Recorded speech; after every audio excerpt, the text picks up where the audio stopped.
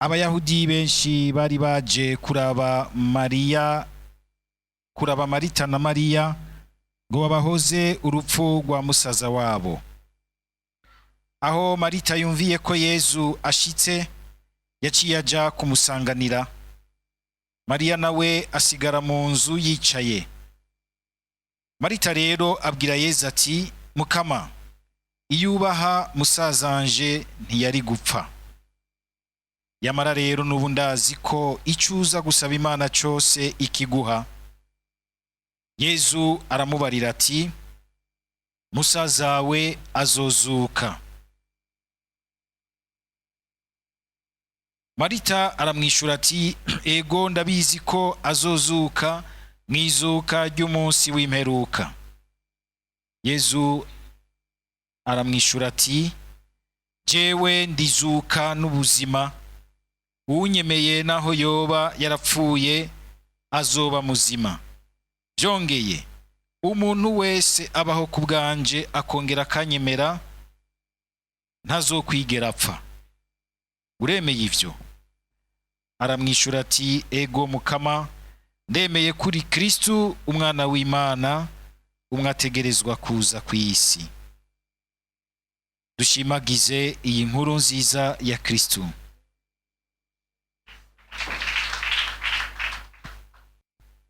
Mu kuzirikana aya majambo y'Imana,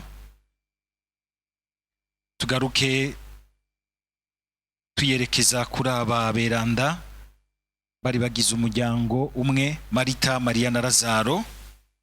Ijambo ry'Imana ritwereka nk'umuryango mwiza wakiriye Yezu, ku buryo bw'uko na Yezu mu butumwa bwiwe yabiyumvamwo, akeneye aharuhukira, aho bamuzimana batamushimiyemo kagashimi traditionnel k'iwacu, ashobora kugenda akaruhuka akabandanya urugendo rw'ubutumwa bwiwe.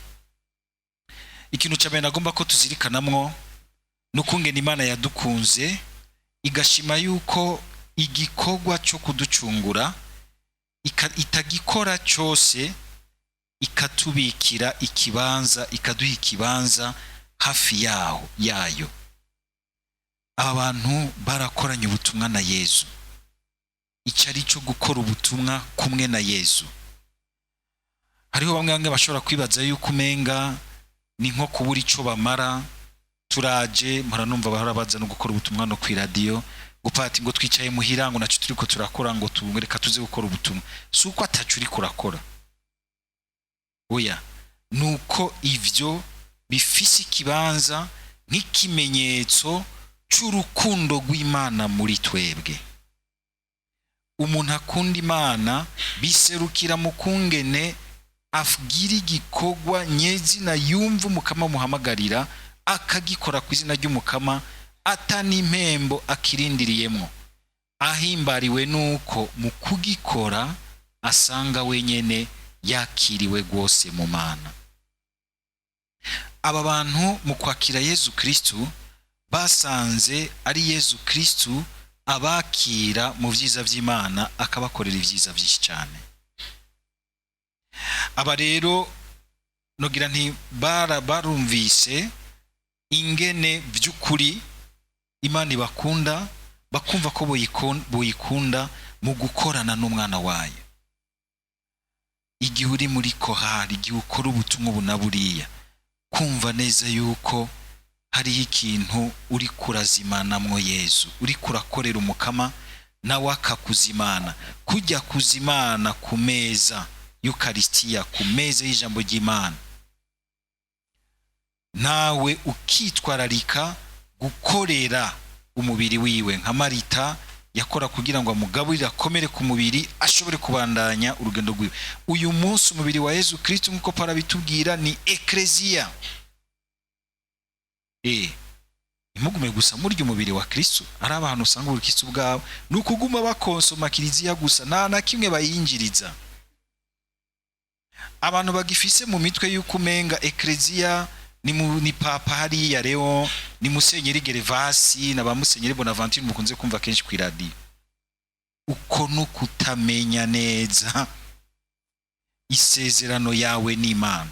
Barya ni bamwe mu bana b'ekleziya bafise ubutumwa bwabo nk'uko nawe muri ekleziya ufise uruhara rwawe, ufise ikibanza cyawe.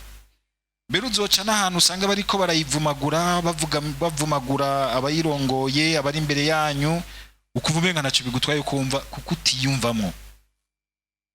Mugabo wiyumvamwo, urazi ijambo heza ukahashira, urazi ingene utegezwa kubizirikana, ingene utegezwa kubitwara imbere y'Imana, ukagira uti umuryango wanje na Yesu, umubiri wa Kristo ntufatwe nabi, nanje ndorera canke sasira canke umenga ndisinda bibazwa.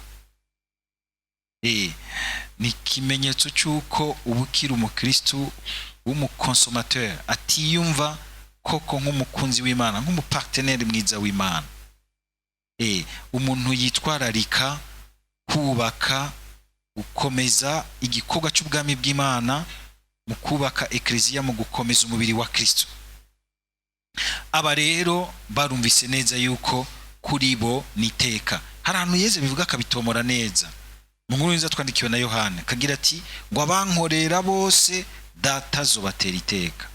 Umukristo adashaka gukorera umukama mu gikorwa nyezina, akamara umwe gusaba dimanche, agumaza arya amahostia, akaza akarya amasakramentu, asaba amabatisimu y'abana biwe, agenda nta kintu na kimwe yitwararika.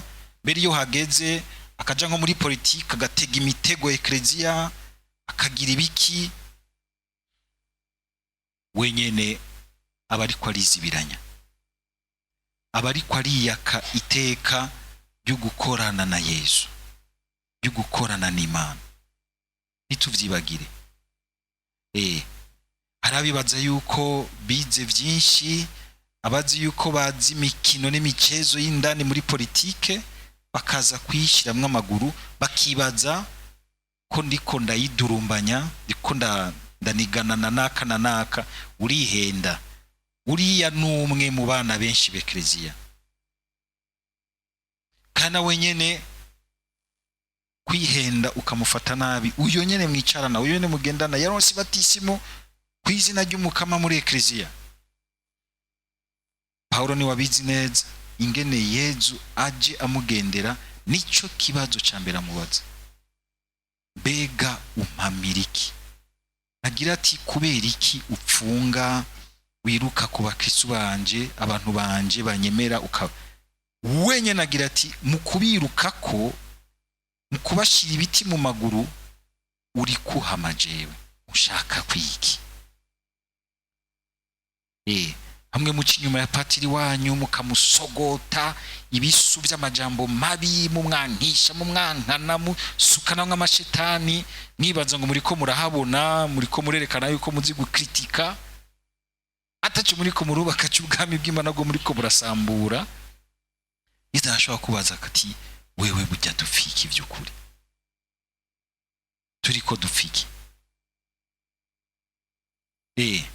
Kuko umuryango wa Kristo ni ingene ufata au sérieux ubuzima bw'uwo muntu wese Yesu yihaye mu ishusho, akabatirizwa ku izina ryiwe. Itwigire tuvyibagira.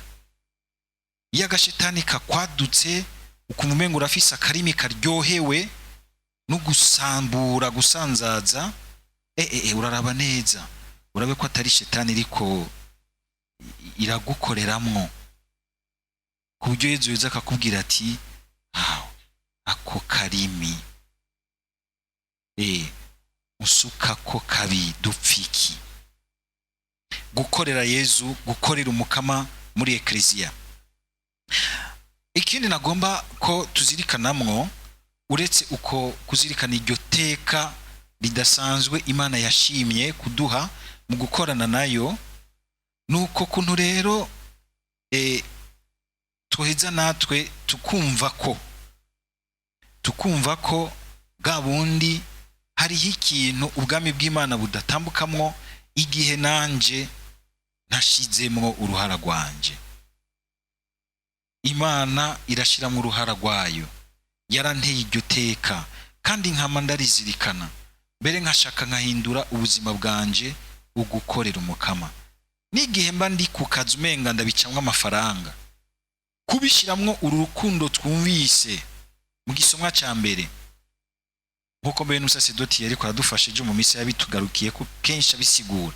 Ubwo rukundo nirwo ruryosha rugaheza rugatanga kanovera na bimwe wakora umenga nivyo guca umumbati wa misi yose bigacika ukubaka ubwami bw'Imana, uguserura Imana ikumvikana mu bantu bibagora kuyumva kuyibona. Nimuze mwibaze yuko muzokwereka abandi Imana kukwigisha gusa amajambo y'Imana, ariko kukugerageza kuyabamwo no kubiserurira uwundi hambavu yawe, uwundi ari hambavu yawe. Kumva rero uruhara nanje mfise ubuzima bwanje nkabuhindura ugukorera umukama. Aba barumvise uruhara rwabo. Turabona ingene Yezu yabagiriye ivyiza nabo